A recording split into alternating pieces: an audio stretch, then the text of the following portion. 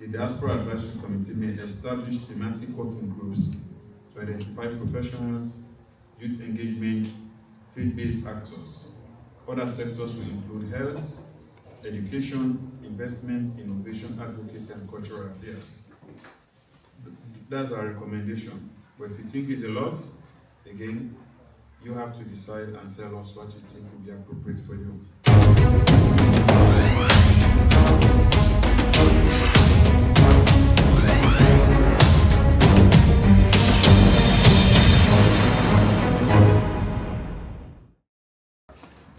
Colleagues all, ladies and gentlemen, good morning.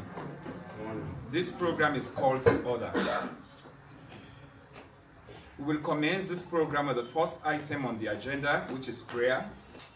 And I now respectfully invite Mr. Abdullahi Kamara to lead us in the Muslim prayers. Let's pray, please. أعوذ بالله من الشيطان الرجيم بسم الله الرحمن الرحيم الحمد لله رب العالمين الرحمن الرحيم مالك يوم الدين إياك نعبد وإياك نستعين إياك نعبد وإياك نستعين إياك نعبد وإياك نستعين اهدنا الصراط المستقيم صراط الذين أنعمت عليهم غير المغضوب عليهم ولا الضالين آمين ربنا آتنا في الدنيا حسنة وفي الآخرة حسنة وقنا عذاب النار ربنا ظلمنا أنفسنا وإن لم تغفر لنا وترحمنا لنكونن من الخاسرين ربنا هب لنا من أزواجنا وذرياتنا قرة أعين واجعلنا للمتقين إماما ربنا افرغ علينا صبرا وثبت أقدامنا وانصرنا على القوم الكافرين ألف لام ميم لا إله إلا هو الحي القيوم لا تأخذه سنة ولا نوم له ما في السماوات وما في الأرض من ذا الذي يشفع عنده إلا بإذنه يعلم ما بين أيديهم وما خلفهم ولا يأتون بشيء من علمه إلا بما شاء وسع كرسيه السماوات والأرض ولا يؤوده حفظهما وهو العلي العظيم اللهم صل على محمد وعلى آل محمد كما صليت على إبراهيم وعلى آل إبراهيم وبارك على محمد وعلى آل محمد كما باركت على إبراهيم وعلى آل إبراهيم في العالمين المسجد سبحان ربك رب العزة عما يصفون والصلاة والسلام على المرسلين الحمد لله رب العالمين. Mr. Joseph Safar will now lead us with the Muslim Christian prayers.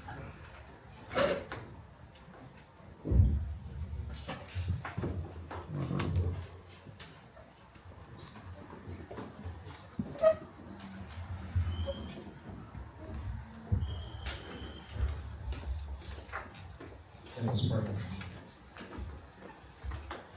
Almighty God, we invite you to come on this morning, this beautiful morning in presence. Father God, we thank you for all the beautiful things you have done in our lives. We thank you for making it possible for us to gather here this morning. We thank you for the traveling mercies. We thank you for the gift of life. Father God, we invite you to take lead of this important meeting we are about to begin. We ask you to help us through with the objective of forming this advisory committee. Father God, we ask you to give us the graces we need, the love, the patience, and then the understanding. We ask this through Christ our Lord. Let's end by having our Lord's Prayer. Our Father, who art in heaven, hallowed be your name. Thy kingdom come, thy will be done on earth as it is in heaven. Give us this day our daily bread, and forgive us our trespasses, as we forgive those who trespass against us. And lead us not into temptation. There is the kingdom, power, and glory, forever and ever. Amen. Thank you, Mr. Safar and Mr. Kamara, for those inspiring prayers. We move on to item number 3 on the agenda, which is opening remarks by the Deputy Head of Mission, Mrs. Asma James.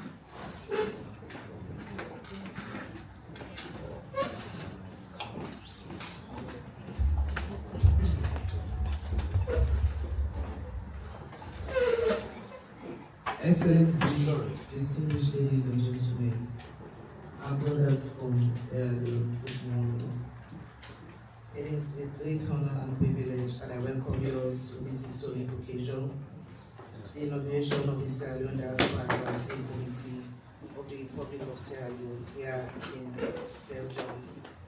admission to the European Union. Today we are gathered under the leadership of His Excellency Ambassador Philip Jusu, whose vision and dedication continue to strengthen the bridge between Sierra Leone and its diaspora community. I must say, for us to be here is personal. He is so passionate about the diaspora. In meetings, he will make mention of the diaspora. He believes in the diaspora. In any meetings we attend, he will make mention of the diaspora.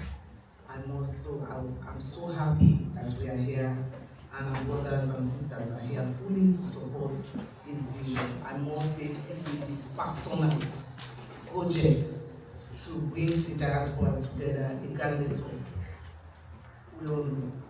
And I must say thank you very much, Ambassador, for your commitment and your belief in the diaspora. Allow me, ladies and gentlemen, His Excellencies here, to extend a sincere appreciation to our esteemed ambassadors from various embassies who have joined us today. His Excellencies, your presence here is a testament to friendship, solidarity, and cooperation that binds nations together. To those who could not be here with us this morning due to personal commitments, we equally acknowledge your goodwill and continued support. This inauguration marks a significant milestone as the Sierra Leone Diaspora Advisory Committee will serve as a vital platform for dialogue, collaboration, and innovation. It will harness the wealth of knowledge, expertise, and resources of Sierra Leoneans abroad, ensuring that the diaspora remain an integral part of our country's progress and prosperity. Excellencies, ladies and gentlemen, as we embark on this new chapter, let us celebrate the unity of purpose that brings us together today. May this community stand as a beacon of partnership, inclusivity, and shared vision for a brighter future of our beloved Sierra Leone. I thank you all for coming, and I'm happy to see you all. Remember when we were applying and the timing was an issue, and Betty, our information attaché, was so proud to see you all be here on time. And I want to thank you that you are all here, and it's for the good of Sierra Leone. Together, we'll make Sierra Leone proud in the diaspora. Thank you very much. Thank you very much, Madam Asma James, for setting the tone and for welcoming our esteemed guests. At this moment, we will proceed with item number 4, which is self-introduction of the Diaspora Advisory Committee. You may wish to state your name, the organization you represent, and a word about yourself. Please keep it brief. Thank you. So we'll start in this fashion from my right, and then we'll go around the table. Thank you.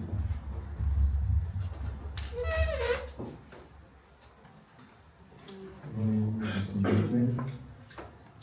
I'm James Aliu. I come from Leone, Belgium. I represent Limbo. It's an organization in Limbo. Thank you. Good morning, all.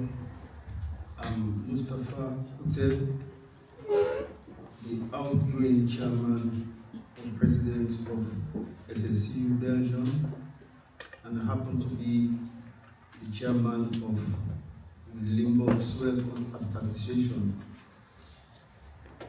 I'm from Ottawa. Thank you. Good morning, distinguished ladies and gentlemen, honorable ambassadors. My name is Mr. Akram. I'm the leader of Diaspora Islamic Organization in Belgium, and I live in Antwerp. Good morning, ladies and gentlemen. My name is Mariko, commonly known as BBT. I've been in Belgium, I've been in Antwerp. Good morning, ladies and gentlemen. My name is Abdul Kumar. I'm the chairman of Antwerp City. like to welcome you all in this historical moment. And before I pass the mic, I want to say thank you, His Excellency, Mr. Jusu, Sierra Leone Ambassador. Thank you, God bless you, sir, for this historical moment. Assalamu alaikum. My name is Sheikh Abdullah. I'm the Chief Imam for Salon Community. Good morning, ladies and gentlemen. My name is Belgium. I live in Antwerp, Belgium. I represent Diaspora Islamic Organization in Antwerp. Good morning, ladies and gentlemen. I'm Alhaji Bukabu, retired, soldier but not tired. I'm from Limbo. I thank you.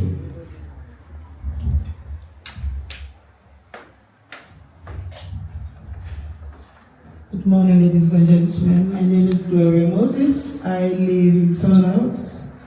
I represent the Soil Limbo Organization and the Sierra Leone Cultural Organization in Antwerp, Belgium. Good morning, ladies and gentlemen. I'm Asmio Elba from Antwerp.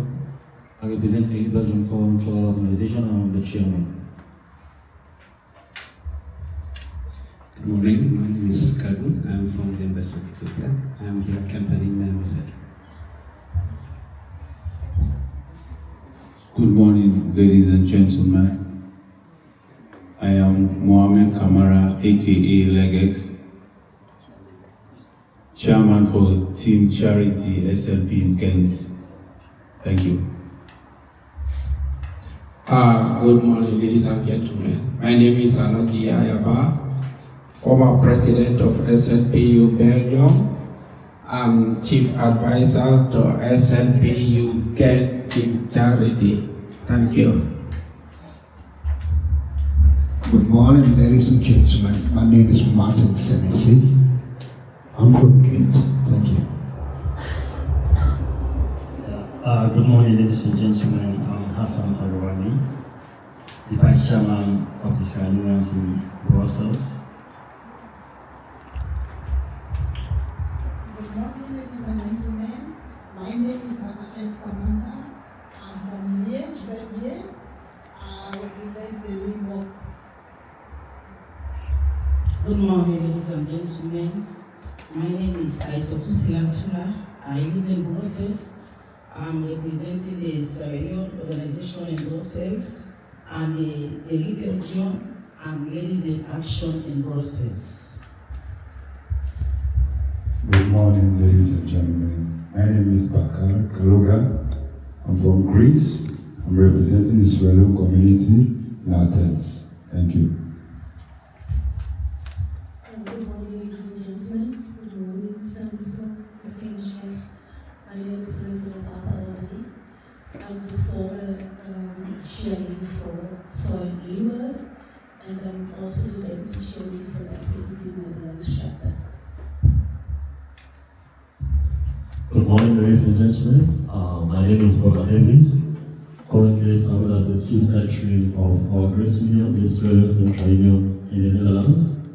Well, technically I live 80% in Belgium, and the remaining 100% of everything is in the Netherlands. Thank you. Good morning again. My name is Joseph Safar. I live in Amsterdam, the Netherlands, and I am the Secretary General of the Sierra Leone Central Union, SSC. Thank you. Good morning. My name is Mohamed Ali Ba. I'm the former president of the Sierra Leone Central Union in the Netherlands, and I'm currently residing in Antwerp. And I'm the CEO of BABASHEQ, a logistics company shipping to Africa. Thank you. Good morning, everyone. I'm Al Hassan Dimdin Sise, the president of Sierra Leone Central Union, the largest diaspora organization in mainland Europe. It's my pleasure to meet you, sir. Thank you, and I look forward to a positive discussion. Yeah. My name is Abubakar Bangura, a former president of this wonderful organization. Thank you. Good morning, my name is Luca Cisse. I'm from the Netherlands. I live in The Hague, and I'm the female youth ambassador of SSU Sierra Central Union. Thank you. Good morning. My name is Mohammed Sayed. Business in Belgium and Somalia. He's representing the businessman. Good morning, ladies and gentlemen. My name is Abdurrahman. I'm representing Somali community in Belgium. I'm a chairperson. Thank you. Thank you very much for introducing yourselves. We'll now proceed with item number 5, which is presentation of statements.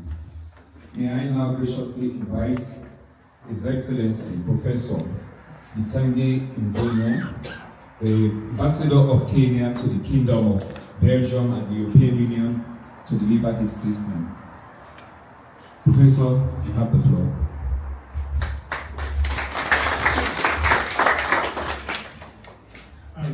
Good morning, everybody.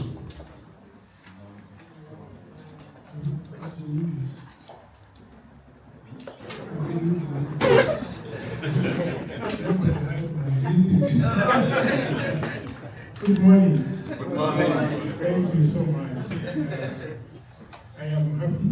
My brother here is Yusuf and Sheikh and maybe from Somalia team. I'm here with Ambassador Daniel Tanui. You can raise your hand. And our head of Chancery, Asiba. We've come here to support my brother here. I call him my brother because he's lived in Kenya for some time. And we are both from the ICT sector.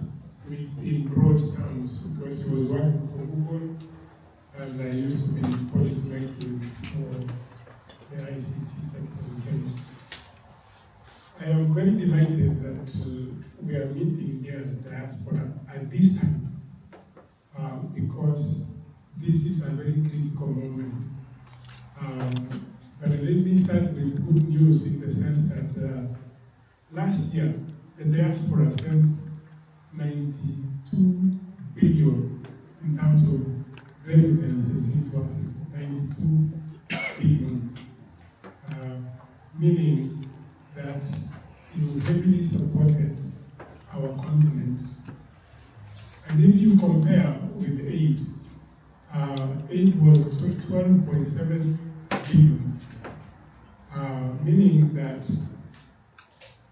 we are beginning to take control of our destiny. And we must take it very seriously in the sense that dependence on aid sometimes has its own implications. Sometimes we never discuss. And when you find that those in the diaspora are sending this much money home, it is very good for the continent. Unfortunately, most of it went into consumption and not investment. And this is very important because of the global dynamics. Global dynamics are that if we don't take control of what is happening in Africa ourselves, we are bound to suffer more. Because if we don't do investment in new infrastructure, in education, in other fields, it undermines the growth. We will end up sending money for consumption.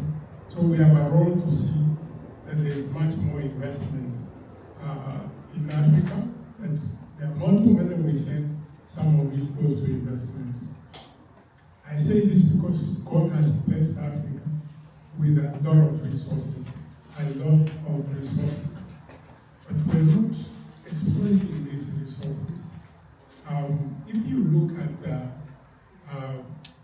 who has access to the most waters is Africa.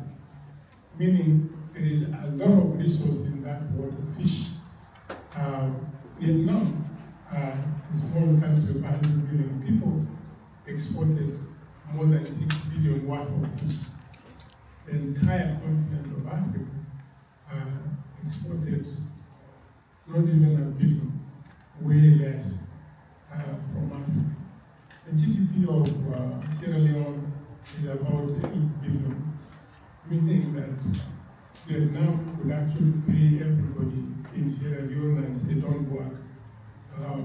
We begin to do those comparisons, we begin to see, and there is opportunity, meaning that there is investment that can be rewarding to you as diaspora in Africa if we can begin to focus on those investments or become part of the value chains of African goods and services coming this way. Number 2 area is that how do we protect our people from future problems that we can foresee? How can we begin, like you say you're from Netherlands. Netherlands is about slightly almost the same size as Sierra Leone, but it's the second largest agricultural exporter in the world, second to the US. Meaning that Sierra Leone can actually export to the entire world and feed the whole world. Meaning that we need to give friendships, local people who have experience in mechanization and large-scale production, and Africa can begin to feed the world. And I'm making a case so that you understand why I'm saying this. And even you who are comfortable here, there will come a time you will need to be home. Meaning that there will come a time that home will be the safest place to be. And especially now. Yeah? Russia was flexing, or China was flexing its muscles, showing their military. Was Russia there that was not afraid? Just yesterday, in response, Trump changed the name for defense to war. Those of you who read last week, Europe is preparing for war. And then the war now is not the same as war in 1945. 1945, you could hide in the forest and nobody would kill you. War today, they see you are there and they will blow you up, you or the entire city. Meaning there will come a time, even here you will fear to be here and you want to go to Africa. So you must be able to invest in Africa to find a place to sleep and wait until the war is finished. And this is a reality. And not only for that, but if we invested heavily in agriculture, you will find that Africa has moved from where they are at the moment to the next level, just like the Asian tigers did. If you sort out agriculture, the rest of the others will work because people have food to eat. Today, in Africa, when war broke out in Ukraine, bread went up because 90% of the imports of wheat was coming from either Russia or Ukraine. When we have so much land that we can feed the entire world. And why we are not doing so is because we lack investment, or we hide here in Europe and say we are from Kenya, we are from Nigeria, but we need to be proud of Africa because the mother continent of the entire world, and we begin to invest in it And what you're doing, my brother, is the right thing you're doing. By bringing diaspora together, by having such meetings where we share ideas. I'm sure 100% nobody thought that Europe, if one person makes a mistake, could be a risky place to stay in. And that is when you want to swim across the ocean to go home, because there is nowhere to hide. And because I respect that you have something somewhere, even when we find salaries, we put something aside for the rainy days, so that you are able to feed. And it's good that you are here, and we came, many of us, so that we can be able to discuss this issue. 1 hour or what? I can continue. Yes, my background is teaching, so I can talk the whole day. So if you don't know that. We actually need to see Africa is beginning to slowly, even with the stoppage of aid from USAID, Africa is holding on, but still there are places that we need support. As I say, this much money we are sending home, we should begin to speak loud and say, this year we need this much. Those of us who are here, who have understood that the production of food, or mechanization and other things, must reach this to our places, so we produce. I spent last night with Google Earth to see the entire Sierra Leone, and I saw so much land, and I'm hiding from Kenya, and if they see that much land, next week, a million of them will be in Sierra Leone, because there is enough land.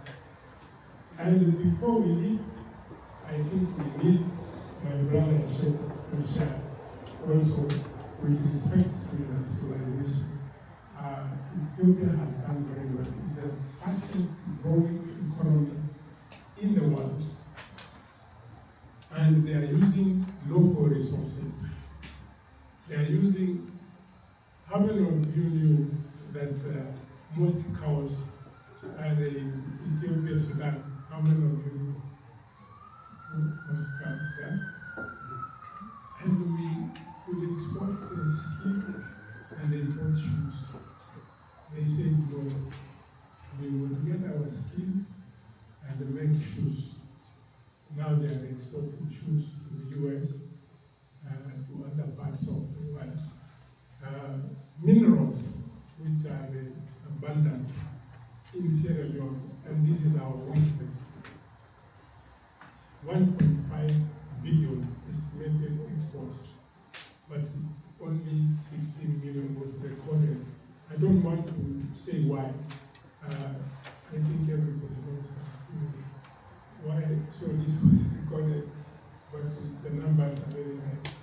We need to discuss here with the Europeans that if you don't want migrants, primary processing of raw materials must happen in Africa, so that these kids have jobs and they're not necessarily moving to Europe.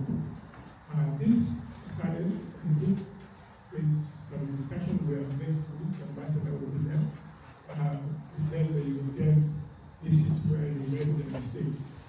We are the ones who are taking our material and doing everything in Europe, and we have nothing to do. So we have come to clean our diamonds into something else.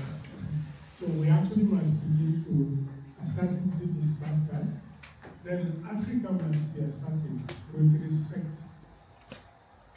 to the global gateway investments.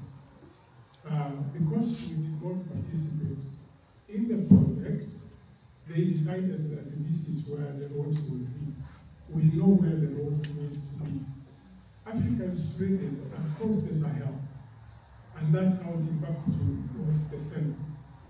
That if we needed to grow intra-Africa trade, which is growing, and creating more opportunities, we must say we go to Sierra Leone for iron ore, convert this into steel, we develop the railway across the Sahel. Because I know you don't know that those things you learn, you don't need to translate when they speak to somebody fully somewhere in Nigeria. Across that region is the same people from Ouagadougou to Mali, across to, I think you know. So we need to use the knowledge that we have understood to create the commonalities to reduce conflict. Nobody would be in conflict if we decided to be inclusive and take care of everybody. The problem is inequality, and the people begin to. And this is what led to Sierra Leone when we went to war. Others felt they are not getting the fair share of the national resources. This is the discussions we need to go home and discuss. And the best place to be to understand that is in Brussels or is in Belgium, where you know the Flanders are doing their thing and the French are doing their thing and Germans are there, but they are coming together. We need to do that in Africa, that everybody feels they have an equal chance of succeeding, without us preaching that tribalism is not an African disease. Only that Europe, they call it another thing, but it's actually tribalism. When someone can't speak to you in French because you spoke that, because you spoke Flanders. So let me stop here because I know we are ready to speak more later. Thank you very much.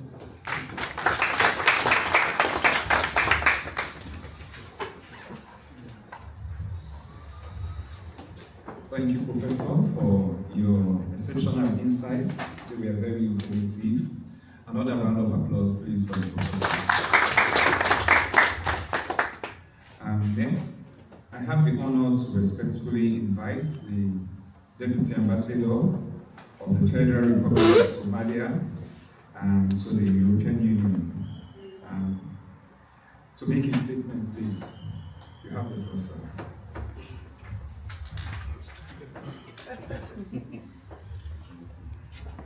Hello. Good morning. Good morning, and thank you very much for giving me the floor. Thank you. I would like to start by thanking the ambassador and for arranging this wonderful event, and which brings all the different organizations of Sierra Leone and Diaspora in Europe. And thank you very much, Ambassador. This is a great step forward, and I'm aware when you to this position and bringing all these wonderful organizations together is indicative of your leadership and indicative of where this country is heading. So thank you very much. And secondly, I'm here on behalf of Ambassador Khadija Oseble Ali, who could not attend this wonderful event. And so the reason that I'm sitting on the main chair next to the ambassador is because of that. Even though in terms of protocol, there are more world ambassadors who should be sitting on this spot. So thank you for that, Ambassador. And speaking after Ambassador of Kenya, it's not an easy task. And a professor and someone who has in-depth knowledge of diaspora, someone who is a professor and proficient and also very senior ambassador. So speaking after him is a very big task, but I will do my best and to share and Somalia's perspective. And also on my left, we have Ethiopian ambassador who happens to be our neighbor, and in terms of the continent, Nevertheless, Ambassador of Kenya is also our neighbor. So, firstly, and my name is Jeffrey Jama. I'm new to this post. I've only been in Brussels for less than 4 weeks. And so forgive me and if I'm not very familiar with the context. But I'll do my best to share our experience as much as I can. And on behalf of Somalia, we are very delighted to be participating in this wonderful event. And I can see myself many years ago as part of the Somali diaspora in the West, in particular in the UK. And before I returned to Somalia to be able to contribute to the rebuilding of Somalia, I can see myself sitting in such wonderful forums, trying to bring different Somali groups together to discuss how we could be united in order to be able not only to be good citizens in the countries that hosted us over the years, but also to try to contribute to the betterment of our country. And so, diaspora, obviously communities, and one of the most important and the essence of bringing or coming together is first to contribute to the betterment of the hosting country. So if you have different countries, I had as far as from Netherlands, Greece, and so on. So it's very important as you can imagine that you contribute, you're all ambassadors in the countries that you are living or who hosted you. I'm aware of the history of Sierra Leone over the years, that Sierra Leone has been through a tough patch as Somalia is at the moment. So I can imagine that over the years there was a brain drain that many diaspora communities or many Sierra Leoneans who are well established back home came over to you to be part of these communities. So I can imagine that some of you have the knowledge, the expertise that could help you not only this community, but also if one day you happen to choose to return to Sierra Leone and contribute to the rebuilding not only the politics, but also the economy and so on. So before even coming to Brussels, I was posted in our embassy in Washington, D.C., and as you are aware of, there's a large Somali community in the US who also have challenges, as you can imagine. Challenges in terms of staying united, challenges in terms of coming together and forming forums that can, take away the misconception and misunderstanding of the community. And so my message on the experience that I would like to share with you first is the importance of staying united. Staying united is very key to success of any institution and any organization. Individually, everyone can achieve something. Everyone can do their best individually. But what's very important is that you stay united, and when you are united, your power is multiple. It's more than you can do individually. And fragmentation can hamper your achievements. No one can achieve all they want on their own or individually. There has to be some supportive mechanism. That can be from your family, that can be from your community, that can be from your country. So never underestimate the importance of staying united and staying away from fragmentation. My second point that I would like to share with you is not to transport the deficient back home. Just share an experience from you. There might be deficiencies back home. It can be political, it can be religious, it can be economic related. So try to stay away from disunity, which might exist in your respective in villages or towns or cities back home. That will lead to fragmentation, that will lead to disunity, and that will hamper the goals that you are aiming to achieve. The third point that I would like to share with you is when you are united, not only that you can be successful in Europe or in Belgium, but also you can support or you can contribute to the development of Sierra Leone, if it's economy, if it's education, any sector that you choose. A wise man once said, united we stand, divided we fall. So if you stay united, I'm sure this mission which the ambassador is leading will be a success. But if this is just a conversation or a dialogue that only happens here today, and everybody goes to their respective either countries or organizations or community, then there will be nothing of importance that will come out of it. Obviously, where this meeting is taking place also have significance. This is our house. So that also shows that this institution is designed to bring the African minds, the African expertise, the African knowledge in collaboration with obviously our host here in Belgium, and try to utilize this platform for the betterment of not only Sierra Leone, but also for the continent, for Africa.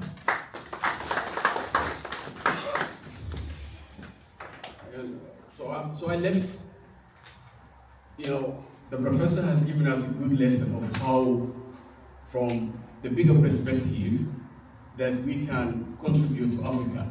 So I'm looking at from the perspective of, the average Somali or the average Sierra Leonean in this country, and how we cannot underestimate the importance of coming together and staying united.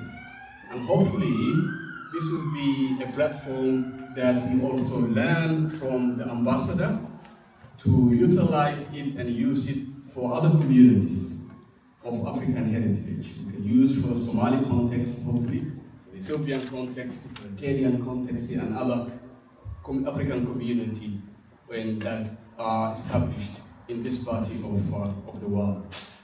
And the professor has spoken about where the world is heading. We are in very tough times, and the world we live in is not the same that it was just 5 years ago, and there's a lot of uncertainty in the air.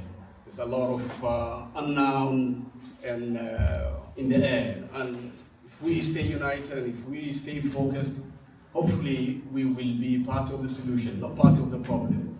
We're all aware of the status of Africa, our respective countries, or collectively, that we could do with a positive message. And hopefully that message will come from, or will start from here today, in terms of the context of Sierra Leone, that this gathering will hopefully be a platform that will be used by other communities, and I will closely monitor and follow it and see the way that we can benefit from it and utilize for the Somali context. I'm not yet very familiar how organized the Somali community in these countries yet, but fortunately we have a representative among others, and this will be also a learning curve for us, for him, and for the rest of the African diaspora in Belgium and other countries. To try to share one valuable point is, I'm sure a lot of you follow the news, and now for example, the Somali community in either Europe or in America. We have a congresswoman in America, and Somalis have been in the U.S. for 30 years now, since the Civil War in the early 1990s. And a lot of you are, I'm sure, are familiar with a congresswoman representing her district in the U.S., in Washington, D.C. And there are many other high-rank officials in different countries in Europe. And that is as a result of, obviously, resiliency and dedication. And I'm sure that can also be utilized by Sierra Leonean community or diaspora here in Belgium. And so I would like to conclude our statement and thank the ambassador and appreciate and acknowledge the presidency of the ambassadors on my right and left, and also to congratulate on you to decide or to accept the invitation of your ambassador and come together. The most difficult of every journey is the first step. Once you make the first step, the rest is hopefully will come together and compromise will be made along the way.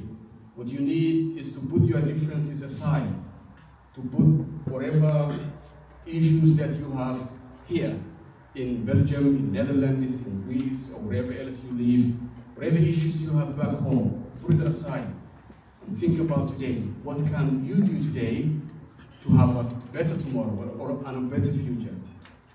You're all aware of in every successful organization or every successful mission is as a result of a compromise. I'm sure we all don't believe the same, we all don't have the same values, we all have different values. If it's religion, if it's political disposition, if it is thinking. But what's very important is to compromise, to be tolerant, to be cooperative, and to accept our differences, and to have a room for difference. Once you believe that what you know, who you are, is the only that is going to be an issue. And so, in one word, stay united, continue, have dialogue. This is the beginning. Continue having dialogue and discussions along this way. And in time, hopefully, and I will experience it, and the invitation will come to the embassy, that one day you achieved so much together as one community. Thank you very much.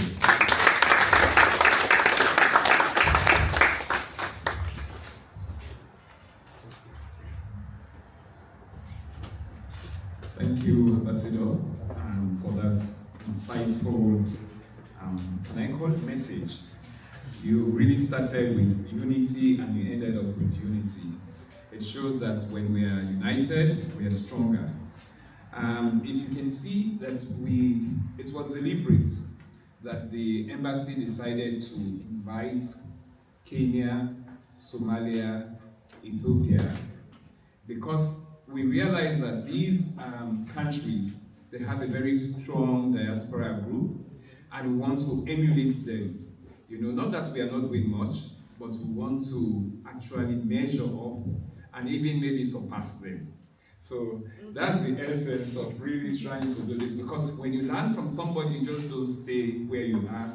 You try to do better so that at least you will learn from that person, and the person know that what you have learned, you have grown, you know. So that is it. In terms of diaspora, we'll take a lead from you and we'll run with it. So please make the best use of this information that they are passing on, so that we'll be able to develop our own groups and then contribute to the growth of Mama Salu, that is Sierra Leone. Okay, we will now proceed with the third statement by His Excellency the Ambassador of Ethiopia, Salamu.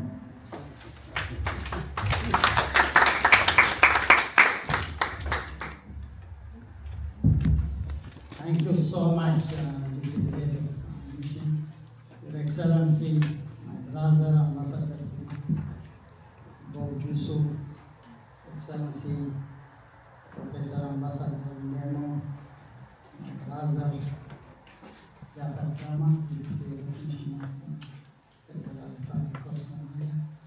and to my left, my assistant deputies from the European Union Global Diaspora Facility, members of the diaspora, the Sierra Leonean brothers and sisters. Good morning to you all. It is with great respect for friendship and deep appreciation of this initiative that I join you this morning. Thank you, Ambassadors, just for unveiling us this opportunity. It is an occasion where fellow brothers and sisters, as already said, from our beloved continent are meeting to discuss. Do not believe that what we will be talking here is only a Sierra Leonean issue, it is a continental issue in my view. I trust this initiative by Ambassador Justo will take us on forward, and it remains a historic initiative. Thank you so much for that courage, and looking forward that the continental vision will reflect within what you guys are doing here. Distinguished family members, the African Union, as you know, has long recognized the need to closely engage with the African diaspora. In 2012, the Union formally acknowledged the diaspora will be part of the African Union mechanisms, the ECOSOC, and so on. Myself was part of that discussion. Probably Ambassador Justo would also have the note to remember from how that went. The African diaspora is considered now the sixth region of our continent. The platforms that we have abroad would definitely contribute to what the diaspora can contribute in the continent. I think it would be pertinent to reflect on stories of Ethiopia, as Professor Leone was also saying. We are all from continent Africa.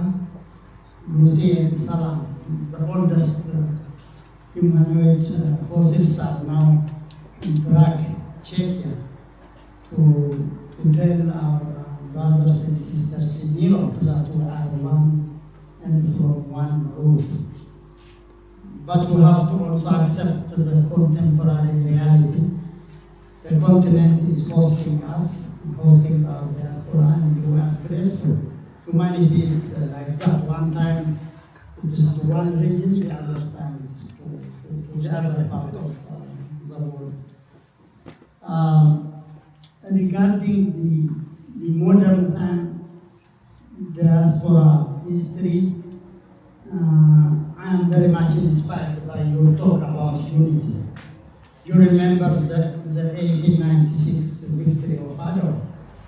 Yes, we, the continent, have paid sacrifice for independence, for liberty. Yet, though the numbers were very small, very few united Ethiopians and Black Americans in the United States advocated that war of aggression is not accepted, and they stand by our side to fight for our liberation. So the issue of coming together, the issue of unity is always important. Back and today also. Agenda 2063 of our union has an ambitious goals, as you know. It always reminds us we need to be duty bound in terms of action and how we should contribute for the development and transformation of Africa. We have to look into it not only in the national scope, but whatever we will be doing, that Somalis, as Ethiopians, as Sierra Leoneans, as Kenyans, will at the end of the day contribute to the development and transformation of our continent, to be right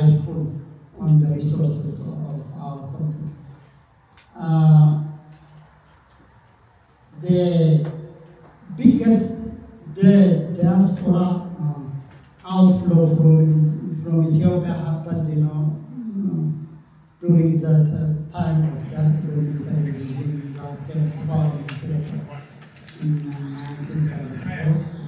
Many have flowed out to first neighboring countries by the way.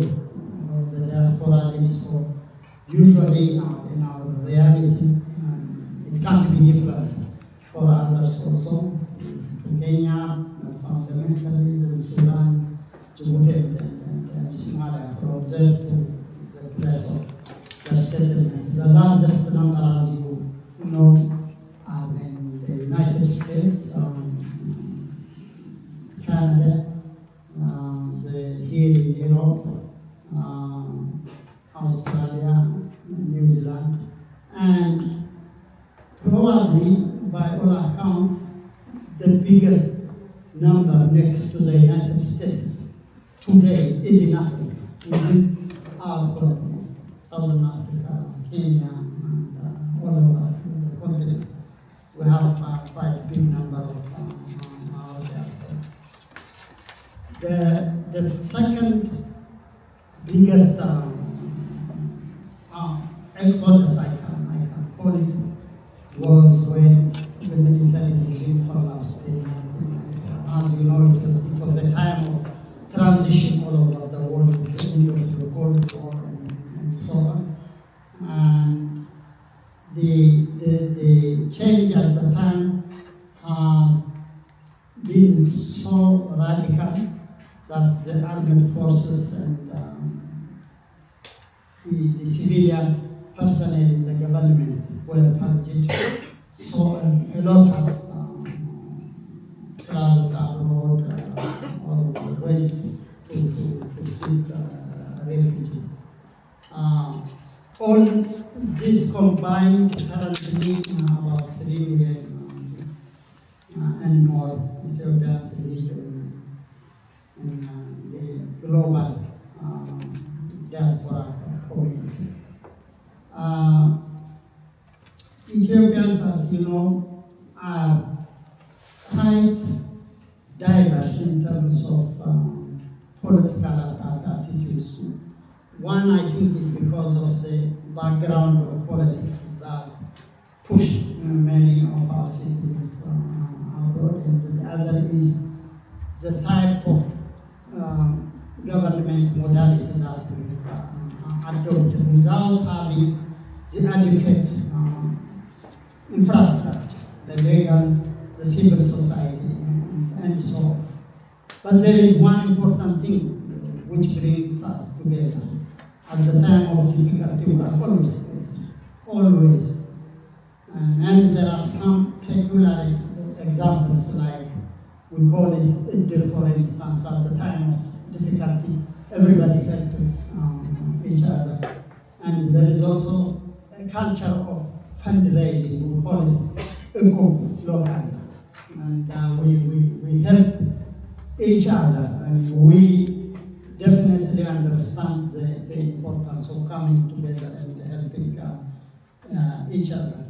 In terms of organizing and supporting the diaspora endeavor, we took definitely quite long before we have institutions. It started around beginning of the 90s with a very small section within the Ministry of Foreign Affairs. Later on, it grew, and as we talk now, it is a bit lesser than a ministry. And it takes care of the diaspora community in terms of providing identity cards and so on, because our system doesn't allow dual nationality. It is a subject of debate now as we talk, because we have this national dialogue mechanism. I don't know where it will end. My wish is that we will allow definitely the dual nationality to have been much helpful. Look, in the past 2 decades and so on, we engaged in a tremendous development in the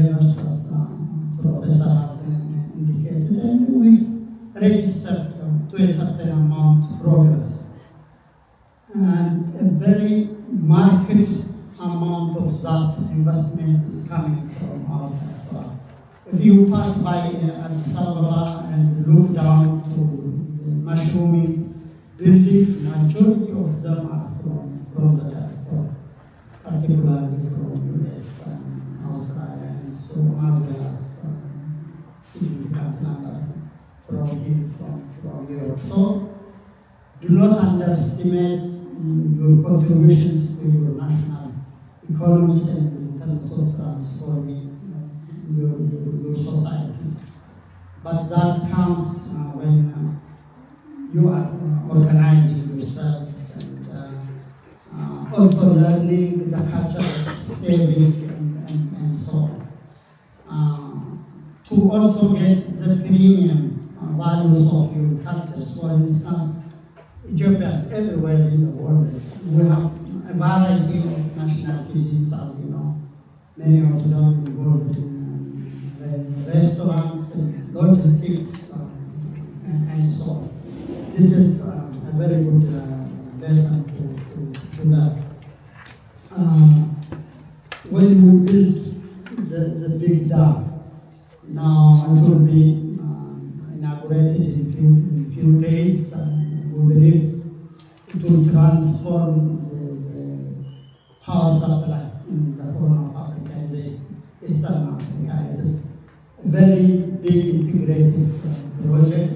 It was built by our own resources, as Excellency has mentioned. How that was made possible is that because the diaspora has showed belongingness to its mother, in terms of buying bonds, in terms of contribution, in terms of advocacy. It is not always easy in Africa when you want to do something. Why our continent failed to build the Inga Dam, Ambassador Joshua, you know it. It would have supplied the power for the whole Central Africa and Southern Africa. But it needs determination and sacrifice, including our independence and freedom. Nothing has come without us. So now when you look back to home, to transform, to change, and to add value to your local production and so on, it is not an easy thing. So I'm saying this because of the experience from our knowledge, resource, advocacy. Ambassador say 6,000 megawatts. Yes. It's not like a small. It is. So that was made possible because of collaboration, cooperation, and determination. You can do a lot more than that. This is only a small fraction of an example. During difficult times, the diaspora organized itself and created a movement. Issues like the no more during the conflict in the north before 4 or 5 years, we had that difficulty. It has mobilized the whole world to stand for justice with Ethiopia. And issues like the dam is mine and so on. These are so big advocacy endeavor. To conclude, maybe we can cite 3 points. One is the issue of resource mobilization, as the speakers before me have said. What you will be doing, small, big, does contribute in terms of supporting households, education, healthcare, and small business. In this regard, from our experience, we have this voluntary service mechanism where the diaspora service or agency is organizing every year. Doctors, high-end professionals do travel to Ethiopia for a month or so, and they give free service to the communities. I think in the future, when you chart your action plans, taking note of this kind of activities will be very, very important. The second is, of course, to mobilize your resources in terms of investment adjustment. It is not easy, I understand, particularly in Europe, and with the realities that we see today, sustaining life itself is not an easy thing, but always thinking of savings and bringing resources together, pooling resources will remain very important. In terms of the last point is narrative, shaping narratives, trying to define what Africa is, what values do we have, how can we contribute to the global community and to the host communities where you are living is also very important. You can have different attitudes, beliefs, and what have you. At the end of the day, thinking about homeland will bring everybody together.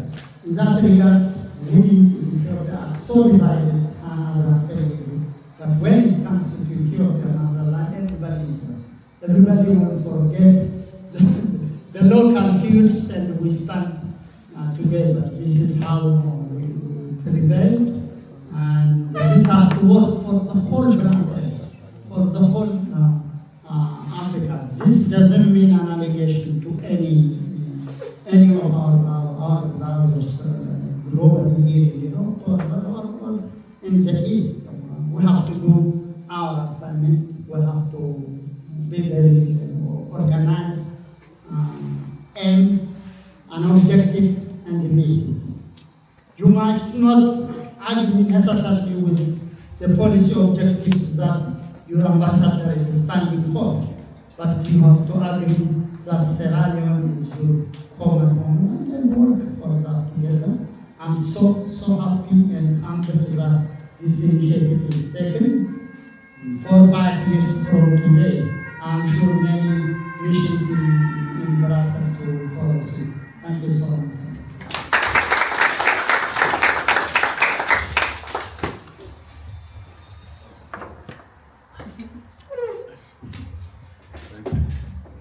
Thank you very much, Ambassador. Okay. Yes, thank you very much, Ambassador, for that insightful message. I believe we all receive it so well, and especially for the challenges you have thrown to our diasporans here. I'm talking about the contribution of the Ethiopian diaspora, especially in the construction of the dam. You know, that one is one that is very much credible. I was there when it started, but now it's almost getting to a finish. So we look forward to that. It's finished. It's finished. Yes. Well, that's good. And we are importing power. Yes, because I think most countries will now benefit from that dam, and we believe, as you said, the issue of resource mobilization, the issue about investments, shaping lives, I think these are some of the key words we have to take back home today and reflect on. On that note, I want you to give Ambassador another round of applause. Thank you very much. Thank you. Now we'll listen to another speaker, Madam Charlotte Griffith, I hope I pronounced your name well, from the Public Partnership Lead of the EU Global Diaspora Facility, International Center for Migration Policy Development. Please, you have the floor. Thank you, and good morning to everybody. Good morning, Excellencies. Thank you for permitting me to join you. I think the job gets harder and harder the further into the agenda that we get, but I will do my best. It's a great pleasure, excuse me, to be here on behalf of my director, who was unable to join, but passes his congratulations on this auspicious day. It's really an occasion to celebrate. And I personally work on a project called the European Union Global Diaspora Facility, EUDIF, and we've been doing this for 6 years. But ICMPD, the organisation that I work for, has been working on all topics around migration for over 30 years now, including diaspora. And the organisation is fully convinced of the power and potential of diaspora for development, and diaspora as a vector for change. And this is why when the project that I work on started 6 years ago, we were so pleased to be able to work on this on a global scale. I think you know even better than I do that the African continent has been a thought leader and leading in action when it comes to diaspora, building communities, connecting with the communities, and for the diaspora as well to be supporting the continent. And this is something that other parts of the world can learn from. And I have the great chance to work with other parts of the world and often introduce the practices that come out of Africa to other regions. That's not something necessarily that you see because you won't be in those rooms with us, but I wanted to already let you know. And so a practice like the one being launched today will be part of that learning, that global sharing when it comes to diaspora engagement for development. Listening to the initial presentation of what your committee will be doing and leveraging research and consultation and the capacities, the human capital of the diaspora, this is fully aligned with the work that we do.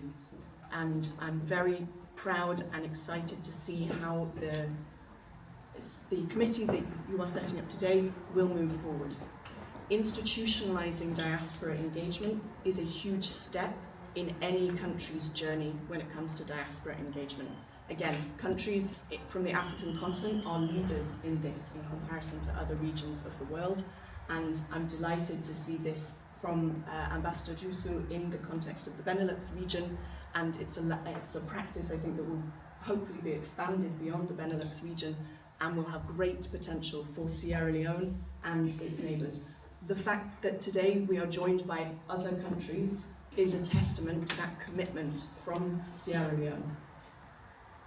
Bringing international partners like the ICMPD also into the room is a testament to that commitment. I would like to applaud that from the ambassador and from the members of the committee also, to open this space not only to people from the Sierra Leone diaspora community, but to friends and neighbours. This is so important when we're talking about transparency and accountability, and the magic word in diaspora engagement, which is trust. We are often asked, my project is often asked by our government partners, how do we build trust with the diaspora? Most are seeking a silver bullet, an easy answer, but I think we all know that there is no easy answer to building trust. It's a long journey, it's a commitment, it's a two-way street, and I think this is not the start of this journey, because I'm quite sure that there have been many steps before today's event, but this is how you build trust, this connection, this constant discussion, and this is really, truly admirable. The Deputy Ambassador for Somalia said one thing that I would like to amicably contest, that the first step is the hardest. Now, I agree the first step is very hard, but I would actually argue that the second step is even harder. Because today we have momentum, today we have excitement, we have all of these people in the room, but what comes next? And going back to what I said and applauding the fact that there are other countries, that there are other organisations in the room, I think this already shows that there is a next step. And this really is remarkable. And I hope you will forgive me for disagreeing with you. A recommendation that I would like to make from the work that we do with the EU Global Diaspora Facility is to expand this conversation even beyond the room today, to seek the practices and the examples that the speakers have already presented, to learn from them, to think about what would work in the Sierra Leone context, what can you take and be inspired from, and what can you share further. Sharing is very key in diaspora engagement within your community and beyond your community. And this is something that's very powerful and something that perhaps ICPD and EUDIF can be a part of as well. We love to learn and share from the practices that you are initiating and leading. We at the EU Global Diaspora Facility, as I said, we've had the great chance to work with many different countries. We have, in fact, worked briefly on a small project in Sierra Leone a few years ago, specifically with Freetown City Council. It was led by another colleague of mine, but every time she came out from a meeting or when she visited, she came out buzzing with excitement about the potential, about the passion coming from the local authority in this context, but also from the diaspora experts that we were working with. And this small example, I think you around the table have many, many more that I would be delighted to hear about when we have a more informal moment afterwards. But there are also many examples, as I mentioned, from around the world, and the ambassadors have already brought them up. If you're curious to learn about different topics within diaspora engagement where you have initial ideas when it comes to what you could do in Sierra Leone, please don't hesitate to ask me. We have done a huge amount of research when it comes to diaspora engagement, a huge amount of consultation like you are starting as well, and can put you in contact with many projects, many organisations in the African diaspora and beyond. Perhaps that's a point that I can make as well. The ambassador of Kenya said Africa has a lot of resources, and was talking more specifically about natural resources. I think implicit in what everybody has said, but I would like to make it explicit, is one of the major resources of Africa is its people.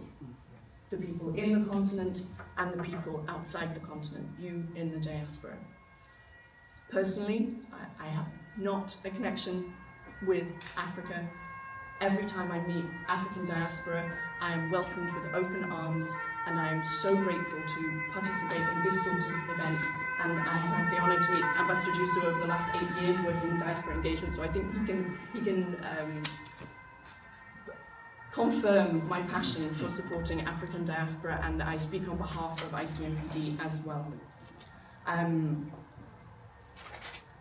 I was inspired by all of the speakers today. It took me a little bit off my personal script. I hope you'll forgive me for improvising. But I would just like to end on going back to my comment on trust. Trust is a muscle. It's a muscle that we have to train. And today, we're doing a very good workout, but I really recommend that you continue to develop that trust, to question things. As the ambassador of Somalia mentioned, Ethiopia, apologies, you will not always agree. But in disagreement, we can find compromise. We can find solutions. We can innovate. And I am very happy to be in a room today where we can continue these conversations. Thank you very much.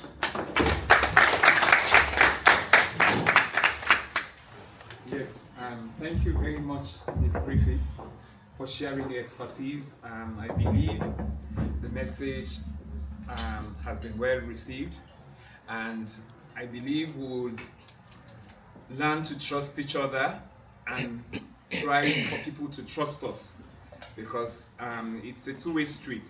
You have to make yourself trustworthy for people to trust you. So let us always learn from that.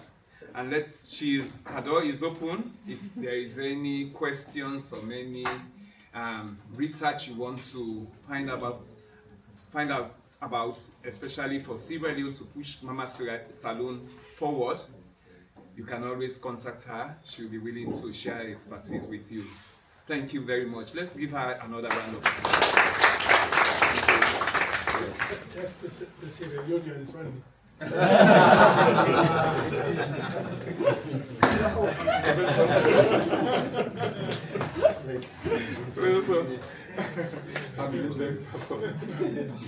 Thank you.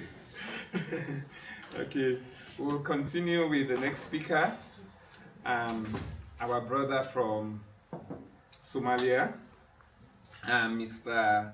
Abdurrahman Piki. Over to you, sir. Thank you. Excellencies, honorable guests, ladies and gentlemen, it is a very honorable to be here today at the launch of Sierra Leone Diaspora Advisory Committee. On behalf of Somali community in Belgium, I extend my gratitude to the Embassy of Sierra Leone for this invitation and congratulate you on this remarkable achievement. This launch is a powerful reminder of the importance of diaspora. Our communities abroad are not only living far from home, we are also bridges of connection, carrying ideas, resources, and networks that can contribute to the development of our homeland. As Somalis in Europe, we share many of same experience as our Sierra Leone brothers and sisters, the challenges of immigration, the duty to preserve our culture, and the responsibility to support the progress of our nations. By creating SLDSC, Sierra Leone is setting a strong example of how governments and diasporas can work hand in hand. This is a model that others can learn from, and one that can inspire African communities across Europe. Let us continue to cooperate, to share experience, to support each other. Together we can turn challenges to opportunities and make African diaspora force for unity, development, and hope. I look forward to greater cooperation and partnership among African diasporas in Europe.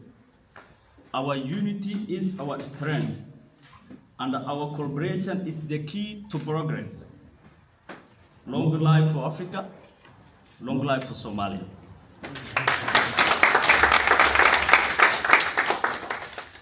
Thank you, Mr. Fiki. I think you have just reminded me of what Ambassador have cautioned me of, that we need to work together, we need to share together, we need to trust each other. Your words were very short but very solid. Thank you very much. Yes, I think we need to maybe just relax a bit. And at this time, we are going to hear from the host himself, Ambassador Philip Bobjusu, the Ambassador of Sierra Leone to the Kingdom of Belgium and the European Union, for his keynote address. Ambassador, over to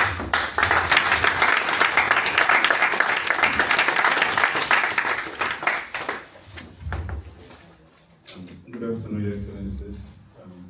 Good afternoon, Madam Gay. Good afternoon, dear compatriots. You know, this is the moment I will actually feel like talking Creole, but I think today I'm going to be excused. Just so that we know. When I thank you for coming. Thank you for coming. It's inverted English. Yeah, exactly. Exactly. To say I'm happy is an understatement, you know, because this is a day that I dreamt of. I remember when I was given this position, after talking to all the other colleagues, and I realized that Betty Milton was in charge of the diaspora. I called her from Freetown and I said, I'm coming to Belgium. My number one priority is the diaspora. The first question I asked her was, how many Sierra Leoneans do we have in the Benelux region? She said, Ambassador, plenty. I said, well, how many exactly do we have? They said, there's a saying I like, that you cannot achieve what you cannot measure. You know? And I felt that if we really needed to work hard to be productive for Sierra Leone, then we need to know how many Sierra Leoneans are here. What's our profile? You know, in my first interaction with my colleagues, I told them the best practices in Africa. Kenya, of course, was top of my list. Then I realized that I had lived in Ethiopia before living in Kenya. And I saw the transformation that happened in Ethiopia. Ethiopia made me realize the power of the diaspora. What people can do when they stand together. You know? Ambassador was talking about the Renaissance Dam. The Renaissance Dam is over 2,500 megawatts. It started in our lifetime. It was an initiative of the late Prime Minister, Mele Zenawi. When he wanted to start the Renaissance Dam, the story I was told was that he went to the IMF, he went to the World Bank, and they said, no, we don't have money. They started talking about environmental protection, environmental this. So Prime Minister Meles and I, we went around. He visited the diaspora all over the world and said, this is about our pride. If we are going to develop Ethiopia, we need to stand together. Ethiopians started putting money together. Today, in less than 2 decades, we have a dam that is enough to supply power to Kenya, to neighboring countries, Sudan, Djibouti, Eritrea, if possible, Somalia as well. You know? And let us not forget, Ethiopia is one of the biggest countries in Africa. It has a population of over 100 million. It has over 80 ethnic groups. Neighboring Kenya has over 50 million people. But these are the countries that have come together to show us the power of the diaspora, what we can do if we stand together. And I remember when the president was here, President Bio was here, and I told him that this is what we have done and this is my plan for the diaspora. He said, every leader has his own way of achieving what he wants to achieve. You go, do what you have to do, you have my blessing. And that was before I had reached out to all of you. Because when I got here, I think 2 days later, after I arrived, I started calling every diaspora leader in Belgium, in Netherlands, in Greece, in Luxembourg. I personally reached out. And my message was, Sierra Leone is home. We have to come together to build our country.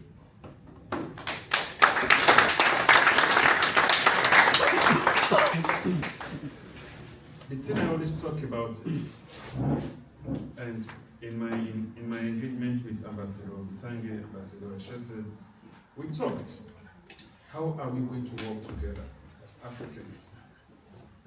I like, whatever I'm doing, I like to go in search of the people who can make me better. And when I came here, I knew I would have a lot of our diaspora colleagues who have brilliant ideas, who have the passion for Sierra Leone. What they don't have is the connection. So my role and my responsibility is to create that path for all of us to come together. I was talking about the Renaissance Dam in Ethiopia. My colleagues know that I'm very passionate about housing. If there's no electricity, at least let me sleep in a decent house. One of the things I saw in Ethiopia, I've never seen any country in the world. As part of their development projects, if you go to Ethiopia today, in terms of affordable housing, I always say Ethiopia is my favorite country. I remember during the time of President Nkrumah, he visited Ethiopia, and I took one of his ministers, who is my friend, my very close friend. I said, man, let's go for a walk. And I took him to a certain condominium. When he entered the condominium, he saw the sprawling buildings. I remember exactly what he said. He said, the whole Kenima fits inside.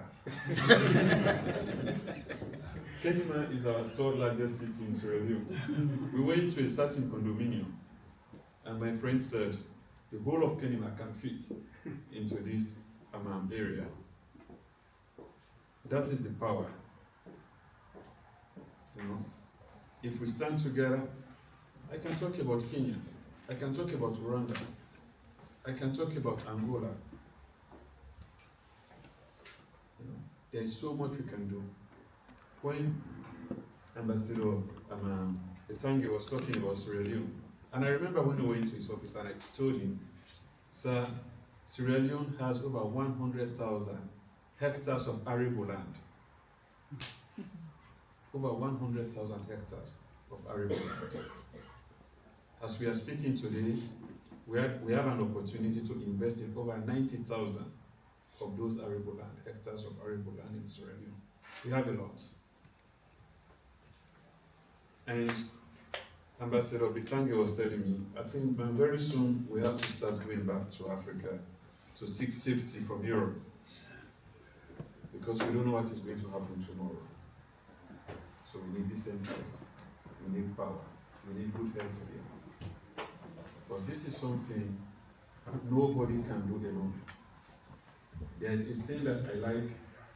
It said, a tree cannot make a forest. You know? A tree cannot make a forest. If we get to make forest, we have to come together. And people talk about the US, people talk about the UK, but I believe the power of the Sierra Leonean diaspora is here, in this region.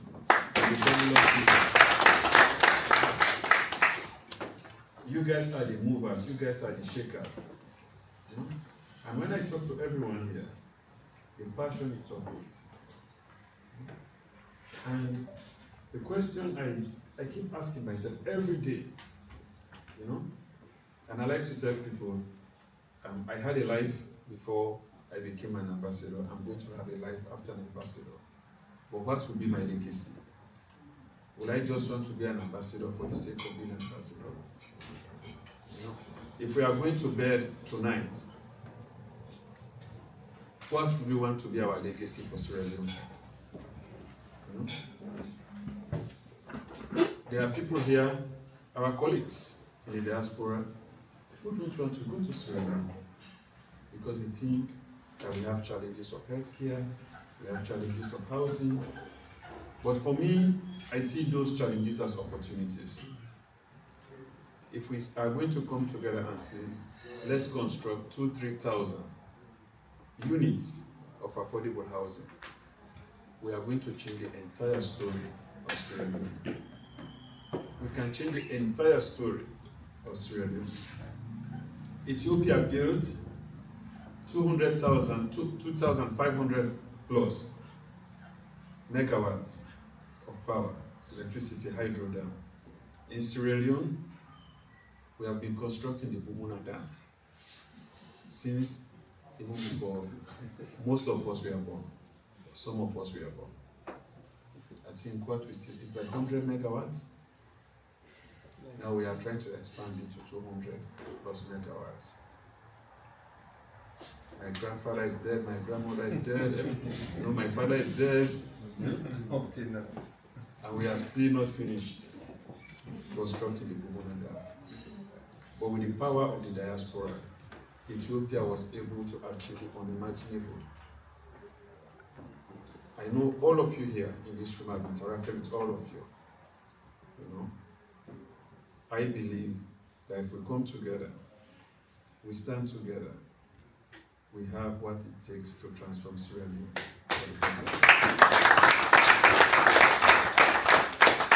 And we have the support, we have the political support. I'm going to say that here, clearly and loudly, that President Bill has given us the support to leverage the power of the diaspora. So if we don't work together, not to because political support not there, because the support there. But this support, not just for one person, the support now for we all. And if we are able to leverage that support, we can achieve a lot. And as we are about to launch this Diaspora Advisory Committee, dear colleagues, dear compatriots,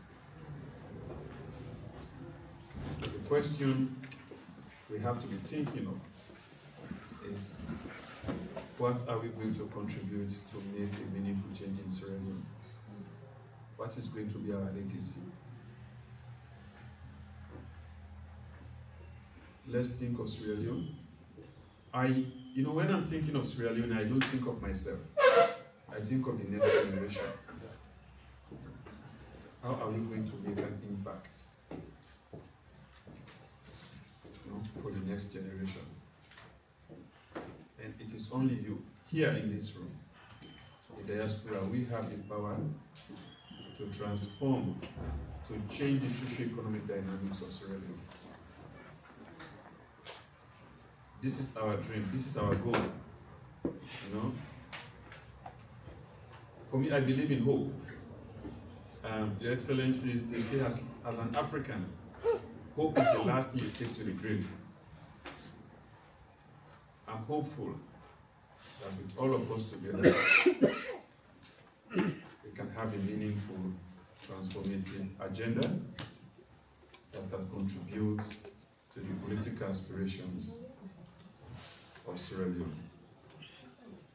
On that note, I want to thank my deputy, my able deputy, Deputy Ambassador Osman James. I want to thank the only minister in the embassy, the Minister Councillor, Head of Chancery. I have my colleagues here, Mr. Newman, Mr. Kago. Please, let's give these guys a round of applause. We have Mr. Peter here. We have Monji, Miss Monja Makalo. We have Miriam, Miss Miriam Conte. We have Aina, Miss Aina Dio. And the most powerful person in the room today is Betty Milton. Betty is responsible for this. She's the mover, she's the mobilizer. She's the one who spends endless time thinking of the diaspora. Ambassador, what will they do today? Ambassador, where would they get this meeting? Ambassador, I think she deserves an apology. Please.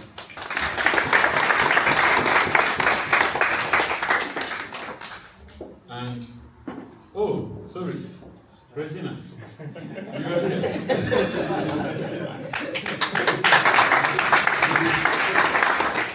Miss Mokundula. Regina is another force. I'm sure every one of you here, maybe with the exception of Mrs. I don't know how often Mrs. comes to the embassy, but apart from that, I believe every one of you has interacted with Ms. Mokundula. So, thank you guys. Like I said, a tree cannot make a forest. This is not something I can do alone. I have to do it with your support, with your prayers, with your blessings and everything. And it is only through that we can achieve what is meaningful for Sierra Leone. On that note, I would like to take this opportunity just to go through the working modalities of what we expect of this group. After that, we can have some plenary discussions. You heard from Charlotte, you heard from Ambassador Shete, you heard from Deputy Head of Mission here, you heard from Ambassador Bitange. I think we will leave the floor. Also talk about what your expectations are, what your aspirations are, and how we can achieve something tangible for Sierra Leone. Thank you.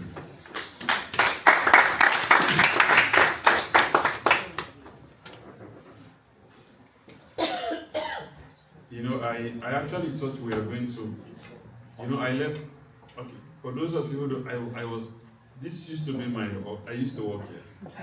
I worked in this building for 6 years before leaving the African Union to go into the corporate world, to join Google in Africa. But one thing I forgot, I did not realize that we do not have any screen. We had brought a PowerPoint presentation that we wanted to project, and I just realized that we don't have a screen. So improvise. This is going to be difficult to listen to. So maybe if you can allow me, please let me just go through what I believe our work is. This is a draft working modality. You are going to listen, we share them with you. Then if you have to wait, because we cannot project them today, we are going to share with everyone. You go through and please, we give you the next 48 hours. If you have any comments, you send us your comments in track. Because of course this group will be meeting regularly to discuss. We're talking about the purpose and objective. The SLDAC will serve as a consultative body to strengthen ties between diaspora communities and the mission to the Benelux countries, the Hellenic Republic, and the Holy See. The body will provide strategic advice on policies, programs, and initiatives affecting the diaspora population. This body will promote inclusive development, cultural exchange, and mutual understanding. The committee comprises 25 members. We'll have a secretariat appointed by you here, who will be responsible for convening meetings and representing the committee. The executive will have a coordinator, secretary general, public relations officer, and financial secretary. So we have 25 members here, but on I get for decide, not who they decide. And I get for come together, you guys will have to decide who will be your coordinator, who is going to be your secretary general, public relations officer, and financial secretary. Those are the 4 positions we came up with. If you think there is to be another relevant position that we have overlooked, you can recommend, and we'll insert them, we'll include them, and you will do your elections. As you all know, we are selected from diverse diaspora communities based on your expertise, regional representation, and commitment to the committee's mission. Roles and responsibilities. Committee members. We expect the committee members to act as a bridge between diaspora communities and the embassy, share insights and recommendations on diaspora-related issues, participate actively in meetings and working groups. The Secretariat should provide administrative support, coordinate logistics, and manage communication, ensure timely circulation of agendas, minutes, and reports. We talked about the frequency of the meetings, how often you guys should be meeting. But like I said, this is a draft. You will have to go back and decide, come back to us and tell us what you think will work for you. Regular meetings to be held monthly and quarterly. The format to be hybrid in person to accommodate all of you, especially for those of you who will not be able to meet physically all the time. We said that the executive that we will appoint will be in charge of everything, agenda, meeting materials, and if you want to meet, they have to circulate the agenda at least 2 working days in advance. Decision-making process. And I had a problem there for the said operate primarily on consensus. For 25 people to agree, I think this is going to test. This is going to be the testing ground for you. Where consensus is not possible, recommendations may be adopted by majority vote. Dissenting views will be documented when relevant. We are suggesting that because the number is huge, we are 25 working groups and subcommittees, the Diaspora Advisory Committee may establish thematic working groups to identify professionals, youth engagement, faith-based actors. Other sectors will include health, education, investment, innovation, advocacy, and cultural affairs. That's our recommendation. But if you think it's a lot, again, you have to decide and tell us what you think will be appropriate for you. Each group will report back to the full committee with findings and proposals. Reporting and communication. Recommendations will be submitted to the embassy for consideration. There will be an annual report summarizing activities, insights, and impacts. Public communications will be aligned with the committee's mandate and confidentiality protocols. Code of conduct. Members shall uphold principles of respect, integrity, and inclusivity. Conflict of interest must be disclosed and managed transparently. Participation is voluntary, but consistent engagement is expected. Review and evaluation. Modalities will be reviewed annually to ensure effectiveness and relevance. Feedback from the Secretariat, committee members, and stakeholders will inform updates. So that's the draft working modalities for the committee. That's what we've come up with. So we'll be sharing them with you. You look at it because today we don't have time to do the projection for us to have a discussion. So what we are going to do at this stage is to open the floor for plenary discussions. You've heard everything that we've said, from Charlotte to ambassadors, to the deputy head of mission, deputy ambassador Asma James. So you've heard everything we've said. Now we are going to open the floor to you, for you also to comment make proposals, but we are going to share this with you. We therefore send this to everybody. When I look down and we expect, today is Saturday, we don't say tomorrow is Sunday, so this is the weekend. Maybe the 48 hours will start from Monday, we push it to Wednesday, and we expect that all of you will get back to us with your comments. Then from there, you will decide on what to do. So these are the working modalities. Thank you so much for your kind attention. Now, we'll open the floor for comments. And with respect, Mr. Kaba, maybe there will be comments coming in for the modalities. Please take note of them. But we want to have really a networking plenary discussion based on everything we have today. Thank you so much for your kind attention.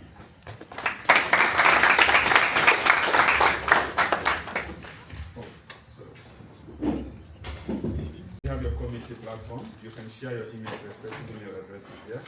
Yeah, on the registration form, we just did this one. Oh, okay, registration. Your email addresses are there? Yes. Yeah. Okay, that's fine. That makes it easier. Yeah, thank you. Let's give an applause to Ambassador.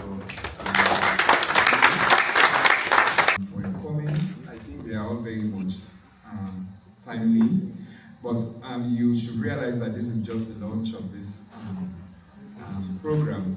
So we'll find more time to discuss, because this is just the first step we are taking. We have more time to discuss, and I know some people are coming a long way, some are coming from distant countries, they have to travel back. So we're not going to keep you here all day long, because some people have to go to work again. So I think we have enough time to meet again some other time so that we can discuss and forge this discussion further. On behalf of that, I want to call on Mr. Mambo to come and give the vote of thanks.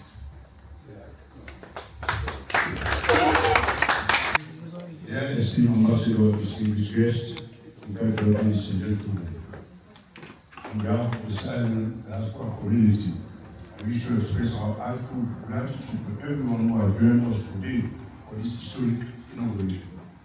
First, I would like to sincerely thank, and we would like to sincerely thank the Embassy of Sierra Leone for its vision, political will in establishing this committee. Thank you. The leadership has made this partnership between the diaspora and our homeland possible. We also extend special thanks to the man I call the People's Ambassador, His Excellency, Philip Ojusu. Thank you very much, sir. For your dedication and commitment to fostering collaboration between the embassy and the diaspora community.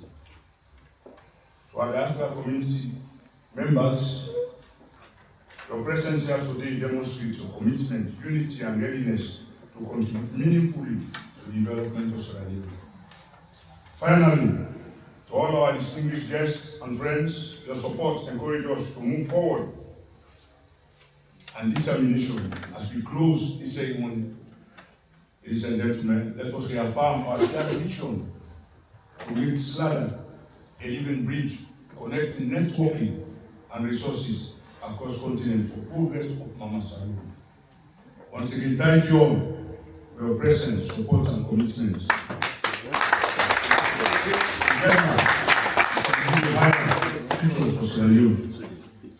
Thank you all. God bless Sierra Leone. God bless Africa.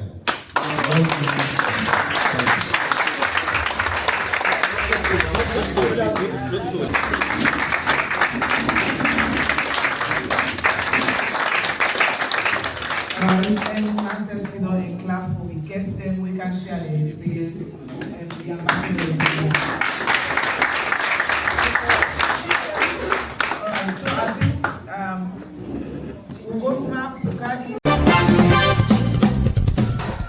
Sierra Leoneans, let's see what they do for push this country go before. Wake up your body and do something.